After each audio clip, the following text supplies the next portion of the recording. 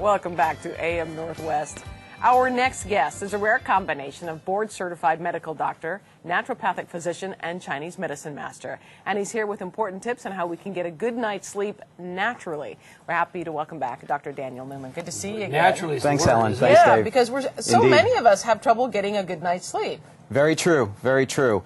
And, you know, before you talk about taking pharmaceutical medications or even supplements for sleep, what you want to make sure is that your environment is conducive to sleep. Now, the 4 keys are you want to be tired, you want to be calm, you want your bedroom to be dark, and you want it to be quiet. So, for example, if you take a walk or some other kind of exercise at least 3 hours before bedtime, that can help your body be tired enough so you can get a good night's sleep. Right. And there are many ways to calm down after a stressful day. I have a listing of a bunch of those on my newsletter. People can look on my website. But one important one is that you don't want to be surfing the internet, or I hate to say it in this context, watching television for at least an hour before bedtime. No, I was going to say, because it gets your brain busy. Is that the idea? Well, it keeps you a little bit too excited.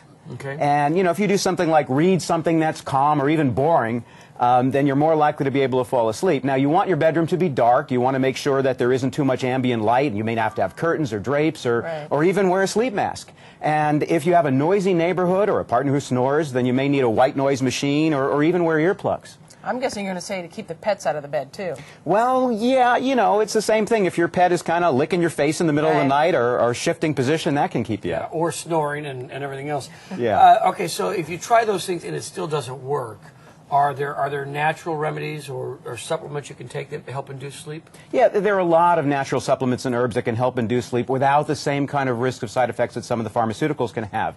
Now, some of my favorites are melatonin, which is that one over there. It's a natural hormone that the brain makes, and that can help the body to sleep through the night. And you can take it by itself or combined with some Chinese herbs and something called melisandre. There's also amino acids like tryptophan, which is the same stuff that's in warm milk or makes you sleepy and the turkey after Thanksgiving dinner, or 5-HTP, which is a relative of that. And then my wife's favorite, which is a combination of 2 herbs and calms called GABA and theanine, which actually comes from tea leaves. So if you wanted to take a natural supplement to help you sleep, get a good night's sleep, if you just want to take like melatonin, how much would you take and when would you take it? Well, for melatonin, they've actually found that sometimes if you take it in the later part of the afternoon or even the early afternoon as a very small dosage, maybe even less than 1 milligram, and then take a little bit more before bedtime, that can particularly help you sleep. Or you can just take a dosage at bedtime. Oftentimes people will start with 1 to 3 milligrams, but even higher dosages are safe. I've got to believe you would say, too, to avoid coffee. That's another thing. That's the one herb you want to avoid because some people are very caffeine sensitive. And even if you drink coffee early in the day, some people will find that it'll keep them up at night.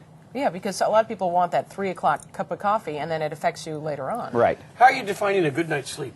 Well, a good night's sleep is a night in which your body gets into the deeper stages of sleep, which is one of the reasons why you want to try to avoid the pharmaceutical medications because they interfere with that you sleep through the night and that you get an adequate amount of rest, which up to 10 to 30% of adult Americans don't. Most Americans need 7 to 9 hours of sleep as adults and even more as adolescents and children. Very good. All right, we want folks to know we've got more information too.